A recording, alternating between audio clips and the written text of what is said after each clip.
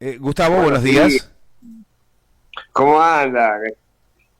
Eh, Está resucitando el diccionario de antigüedades. ¿Es vieja la palabra sopetón? Calculo que sí. Sí, sí, yo lo escuchaba cuando era chico. En mi viejo usaba de golpe y porrazo, ¿no? En Bien. lugar de sopetón. Pero bueno, sopetón es una palabra vieja. Bueno, está En bien. realidad, no hay palabras viejas o nuevas, hay Bueno, palabras útiles o inútiles. ahí Es está. como las personas. No hay personas viejas o jóvenes, sino viejas que son inútiles y no sirven para nada. De ahí estamos partiendo de la base. Bueno, hoy estamos muy duros. Hoy estamos muy duros. Sí, Es más, voy no, a no sé decir por algo. Buen qué. día, Gustavo. Buen día, Ronnie. Buen día, Sergio, y toda la Me audiencia de voy a, Profundamente Privado por Radio me Lateral. voy a meter con la palabra sopetón y voy a hacer una corrección. Sopetón significa, o sea, es un pan tostado que se moja en aceite. Eso sí es la palabra sopetón, La primera vez que lo ¿Qué lo escucho. tiró? La primera que vez que lo viene de la palabra sopa.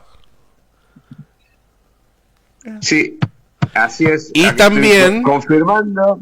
del latín subitus, que es súbito. O sea, tiene esas dos acepciones. Sopetón Claro, es el ensopar en aceite el pan tostado o de súbito. claro, que quiere decir pronta o impensadamente, de improviso. De ahí Claro, viene. de Pero repente. bueno, A ver, vamos. Gustavo, ¿la ley Bases vino de sopetón? Es un soplamoco para la historia política argentina, la ley base en todo caso. Ay, ay, ay. Sí, no, la verdad es cómo se aprobó la ley bases. Incluso, bueno, vamos a empezar con eso, así nos lo sacamos de encima, esta parte tan penosa de nuestra vida. En realidad los dos temas que vamos a abordar hoy son penosos. Por un lado, la aprobación en diputados del proyecto de ley bases, casi como estaba originalmente, sin las modificaciones que realizó el Senado, lo cual eso va a generar un conflicto entre las dos cámaras. Y por otro lado, el juicio a los que perpetraron el atentado, el intento de homicidio a Cristina Fernández de Kirchner en septiembre del 2022. Ujú. Bueno, vamos a la ley bases. Vamos a la ley bases.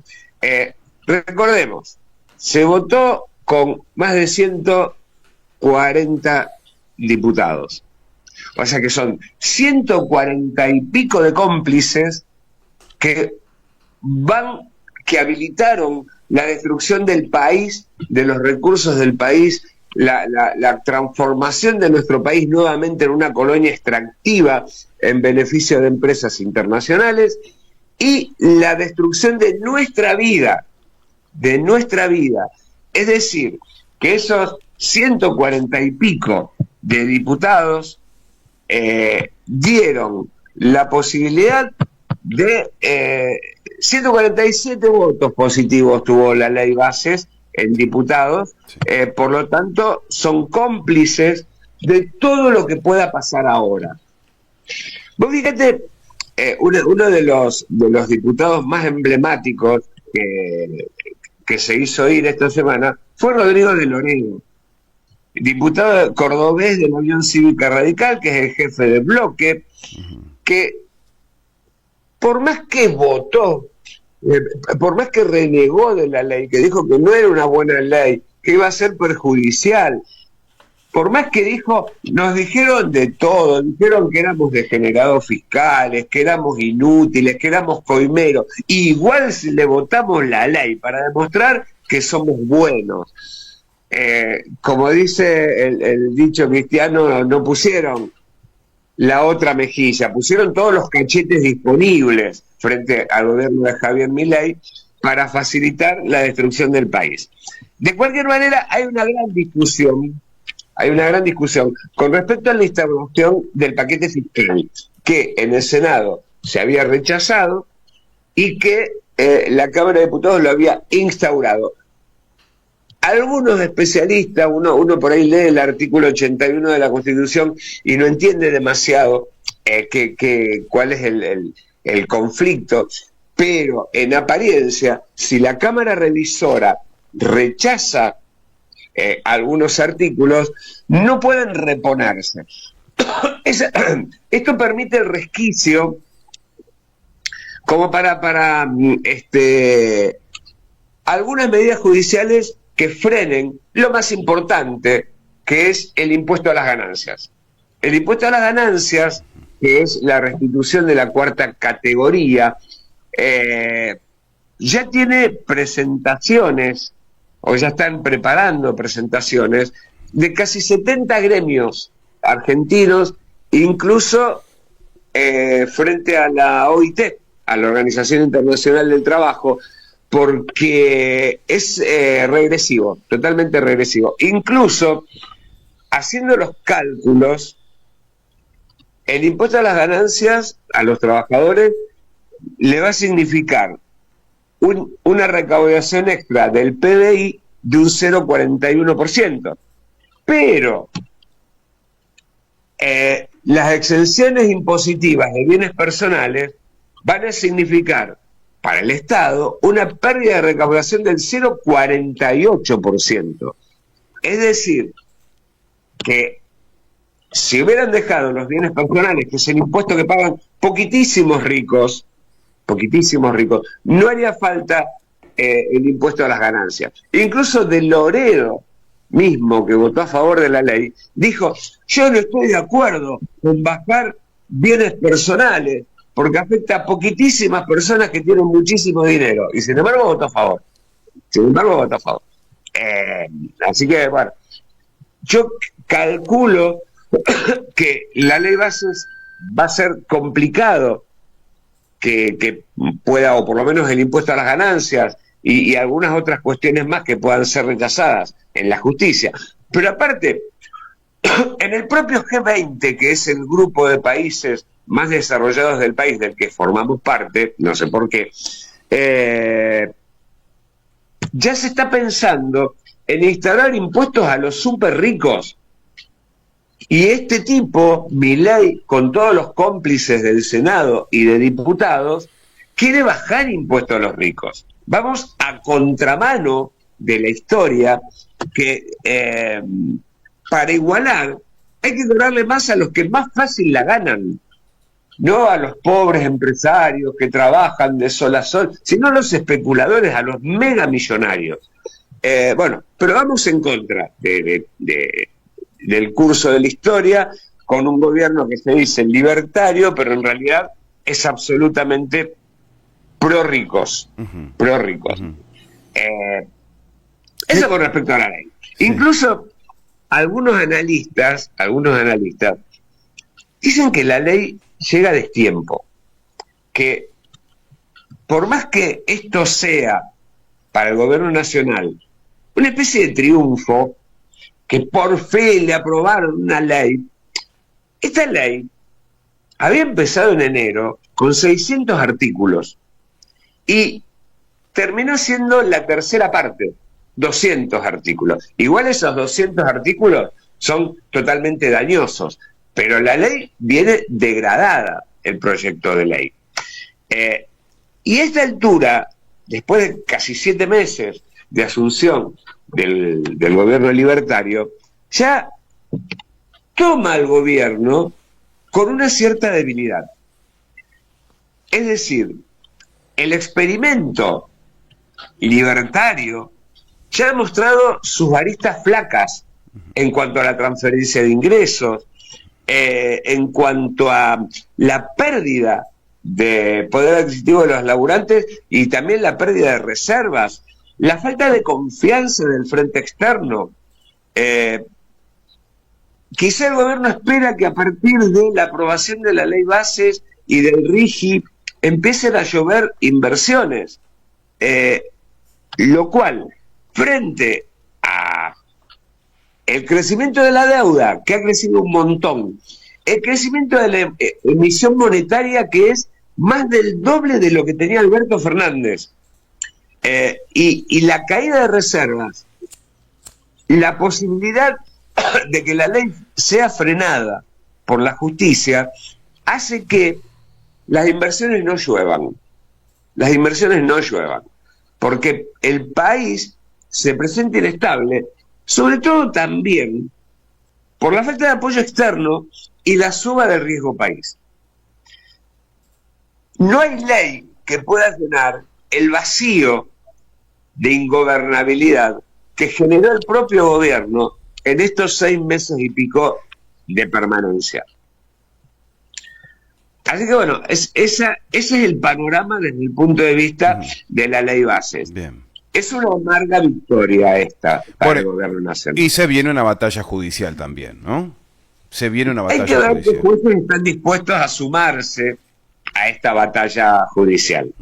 No olvidemos que tenemos una corte que es al que en última instancia van a llegar las medidas cautelares, que es bastante acomodaticia, más con los vientos del momento que con la Constitución Nacional. Bien. Confiemos en que puede haber fisuras en este bloque homogéneo de corporativo, ¿no? Judicial y empresario, financiero. Alguna fisurita puede haber y ahí está la posibilidad de que la ley bases pueda naufragar en algunos de sus artículos, sobre todo los más sensibles, como puede ser el RIGI, por ejemplo. Sí, yo calculo que es todo gravoso, es todo triste, tanto la reforma laboral, que puede ser frenada, porque ya gran parte de lo que contiene la ley base ya estaba en el DNU firmado por Milei en diciembre pasado, pero que gran parte del articulado laboral está frenado por la justicia. Se puede volver a frenar, quizá también se pueda frenar la eliminación de la moratoria previsional. Son los artículos más complejos. El RIGI también se puede frenar por una cuestión de administración fraudulenta o en perjuicio del Estado, con respecto a eso de no cobrar absolutamente nada por lo que se llevan los inversores extractivos. Puede haber, pero es muy arduo. Todo lo bueno que pueda pasar a partir de ahora no solamente va a depender de los jueces, sino también de la energía que pongan los políticos de la oposición en serio, entre comillas, y la movilización en la calle. Porque por un lado la represión que ocurrió cuando se trató la ley bases en el Senado, amedrentó, asustó a muchos sueltos. No nos olvidemos que hay un gran error que cometió la CGT de no salir orquestadamente y de forma institucional ese día, sino que fueron los gremios por separado, que quizá eso fue lo que envalentonó a las fuerzas pretorianas de Patricia Bullrich para ir de cacería por las calles de la Cava. Por lo tanto, yo creo que el panorama puede cambiar con muchos condicionales. Bien. Sí. Gustavo. Los políticos de la oposición de Unión por la Patria no se muestran derrotados, sino por el contrario, envalentonados por esta derrota, entre comillas, parlamentaria, que le den fuerza a ciertos jueces para que tomen las medidas cautelares correspondientes y que, en cierta manera, alienten a la gente a que salga a la calle, por más que los tilden de golpistas, de terroristas o de vaya a saber qué. Bien, bien. Gustavo, pasamos a un capítulo que no nos augura un final claro, o que por lo menos le pueda permitir al pueblo argentino conocer qué pasó y quién intentó asesinar a Cristina Fernández. Comenzó el juicio.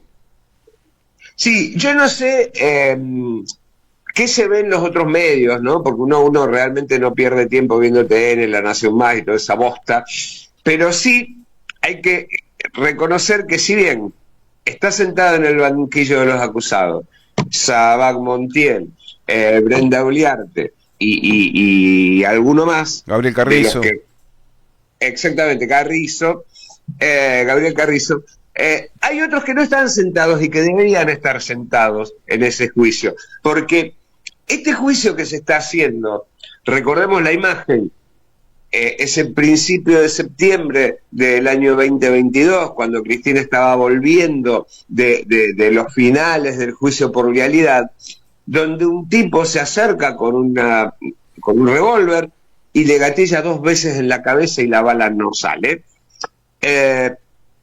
No es una persona sola, un loco, que de golpe se le ocurrió matar a la vicepresidenta. Ahí hay no solamente una orquestación económica como la participación de la familia Caputo en alentar y subvencionar a Revolución Federal y distintas agrupaciones que en ese momento estaban pululando durante el año 22. Recuerden las bolsas mortuorias en la Casa Rosada, recuerden las antorchas, el ataque a la oficina de la vicepresidenta en el edificio del Senado. Todo un 2022 que estuvo convulsionado por estos grupos que desaparecieron después del atentado. Tan enojados estaban en ese 2022 que después del atentado felizmente fallido, desaparecieron. Entonces, este juicio es insuficiente, no solo porque faltan acusados, sino que también la carátula con la que está enjuiciado Fernando Sabac Montiel y los otros 2 es la de un delito menor. Es como si hubieran atacado a una señora Paqueta del barrio de Recoleta para robarle un celular y no para intentar matar a la vicepresidenta del país. Hablando de celulares... Esa es la carátula que... ¿Cómo? Hablando de celulares, le borraron la... Sí. Hablando de celulares, vos imaginate el protagonismo que tuvieron los celulares en esta historia, en esta parte trágica de nuestra historia, que no fue trágica por milagro, pero recordemos que la misma noche en que lo capturaron a Fernando Sabac Montiel, el celular que estaba en manos de la jueza se borró a cero, sin custodia, y no se borró solo, sino que alguien lo borró. Empieza con encubrimiento,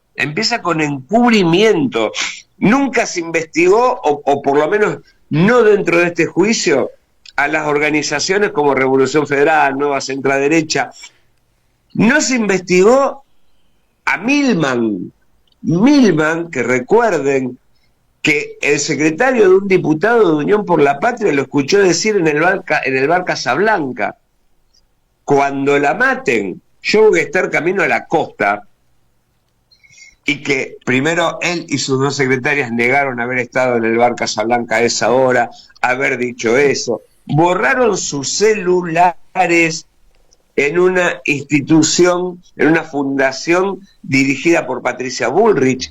Tuvieron 4 horas para borrar los celulares de Milman y las 2 secretarias. Y, por si esto fuera poco, la infame Patricia Bullrich nombró al técnico informático que se encargó de borrar los celulares de Milman y sus 2 secretarias como funcionario de delitos tecnológicos en el Ministerio de Seguridad de la Nación. Ahora, mientras estaba reprimiendo a los manifestantes de la ley Bases, estaba firmando el decreto para nombrar como funcionario del ministerio a ver el nombre, Jorge Adolfo Teodoro, director de Tecnología de la Información y Comunicaciones. Jorge Adolfo Teodoro, que es el que Carolina Gómez Mónaco e Ivana Botdievich señalaron como el encargado de borrarles el celular. Y ahora está ahí, como funcionario. Bien, eso es todo lo que... Y mucho más. Gravísimo. Este juicio tiene... Gravísimo, sí. Pero gravísimo, de toda gravedad, una impunidad que solamente es posible realizarla con el silencio de los medios que están poniendo la atención ahora en otros casos, ¿no? Temas policiales, siempre el recurso de llevar a las personas a un campamento de 15, 20 días en un tratamiento frenético de causas policiales hacen desviar permanentemente la atención. Si no es Gran Hermano, es un caso policial. Pero lo cierto es que las cuestiones importantes y graves del país permanecen en silencio a través de otras agendas, ¿no? Te marcan otra agenda. Y siempre el pueblo, la gran mayoría queda desinformada. Claro, por eso uno habla también de la desmemoria de la conciencia colectiva, porque el que está atento durante media hora de su día a la información televisiva, se pasa de un tema a otro con absoluta liviandad. Entonces, nadie sabe siquiera, o uno puede preguntar, que recién ahora la gente recuerda a Fernando Sabac Montiel, que fue el loquito que vendía copitos y que estaba y que se le ocurrió un día matar a Cristina. ¿Y por qué se le ocurrió matar a Cristina? ¿Y por qué culpa? Cuando uno escucha el testimonio que estuvo dando en el juicio Fernando Sabac Montiel, hay que recordar que los medios de comunicación, Crónica, La Nación Más, TN, en ese momento cuando Revolución Federal tiraba antorchas, los mostraba como pobres personas que se habían visto afectados por la pandemia, que se habían visto afectados por las medidas económicas del gobierno de Alberto Fernández, y nada más. Y quizá ni se enteraron que esas antorchas que tiraron en la Casa de Gobierno fueron financiadas por la familia de Luis Caputo, el actual ministro de Economía de la Nación, con la excusa de comprar mesitas de luz para un hotel que se estaba construyendo en el sur, para una carpintería casi de subsistencia en Boulogne-sur-Mer, en Boulogne, perdón, en el barrio Boulogne de provincia de Buenos Aires. Por lo tanto, hay tantas inconsistencias, hay tantos hilos para atar que la justicia no va a investigar, salvo que se sigan con las denuncias, y probablemente dentro de 20 años nos enteremos qué pasó con Luis Caputo, cuando Luis Caputo está en un geriátrico de lujo. Sí. Tal cual. Y es terrible, porque pensar, ya solo en la declaración de Fernando Sabac Montiel en este juicio, hace pensar que su odio hacia Cristina fue alimentada por otros. Es más, él mismo reconoció que escuchaba mucho a Feynman. Pobre tipo, ¿cómo no va a tener la cabeza enloquecida y llena de odio si escucha a ese tipo que no debería estar en un medio de comunicación? A Eduardo Feynman, que es un vomitador de odio permanente con inconsistencias y mentiras. Entonces, él dice que Fernando Sabac Montiel tenía un buen pasar, tenía un auto, no podía cambiar el motor, tenía un buen pasar y terminó vendiendo copitos. Pobre tipo, y entonces se le ocurrió que la mejor solución para la vida era intentar matar a Cristina. Vamos, tan estúpidos somos. Y también incluso en los momentos en que Revolución Federal estaba activa, que tiró las antorchas, que hacía todas esas movidas, ahí tendría que haberse frenado a ese grupo para desalimentar ese odio que se estaba generando. Es decir, que el intento de atentado a la vicepresidenta no fue producto de un solo tipo, sino de un grupo mucho más amplio de personas. Bueno, ojalá esto se pueda demostrar en el juicio, pero vos revisás cualquier consulta o encuesta en redes sociales sobre la esperanza, la confianza que pueda haber en que la justicia finalmente investigue quién intentó asesinar a Cristina Fernández, y hay una desconfianza. Nos quedan poquitos minutitos. Tengo que despedirte. Lo único que... No me despida porque te voy a pedir indemnización. Yo lo que quería plantear así como último, es que acá no basta con que a Sabac Montiel, a Brenda Uriarte y a Gabriel Carrizo le den chiquicientos años de cárcel. No, eso no basta. Hay una construcción de años de odio a Cristina. Si uno pregunta por la calle, la principal chorra del país es Cristina. Y eso es el resultado de años y años de demonización por parte de Clarín, por parte de TN, por parte de La Nación, por parte de Feynman, de Majul, de muchísimos personajes que alimentaron y que cargaron esa pistola. Jueces y fiscales que inventaron y reinventaron y reciclaron causas contra Cristina, con el lofer. Ahí. ¿Gustavo? Se nos desconectó un poquitito, estamos charlando con Gustavo, estamos cerrando esta columna con un cierre muy claro, ¿no? Está evidenciando todo el aparato mediático, ¿no? Frenético y furioso contra la figura de Cristina Fernández, que llevaron a cargar esa arma que Sabac Montiel finalmente gatilló a centímetros de la cabeza de Cristina Fernández. ¿Hemos recuperado la comunicación? No. ¿Se nos fue? No me digas. ¿Se cortó? Qué pena, che. Unos minutitos. Aunque sea para saludarlo. ¿No? Estábamos conversando con Gustavo y bueno, la línea se cortó ya en el cierre. Bueno, cerramos así entonces. ¿Estás intentando comunicarte? ¿Sí? A ver. Cerramos con un saludito. Gustavo. Estoy de nuevo. Sí, se nos cortó la comunicación. Queríamos por lo menos saludarte y cerrar de manera elegante esta columna. Pero bueno, hacías un cierre. Bueno, es eso, que por más que esté Sabac Montiel sentado en el banquillo de los acusados, ahí tendrían que haber muchísimas personas más.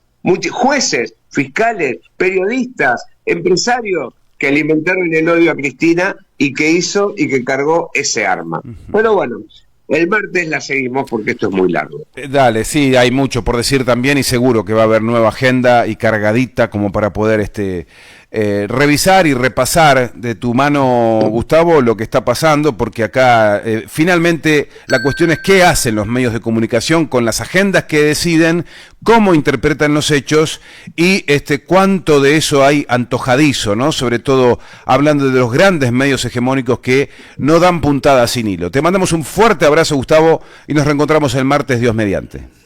Bueno, muchísimas gracias por la paciencia, lo siento por las interrupciones y nos volvemos a encontrar el martes. Dale, fuerte abrazo, hasta pronto.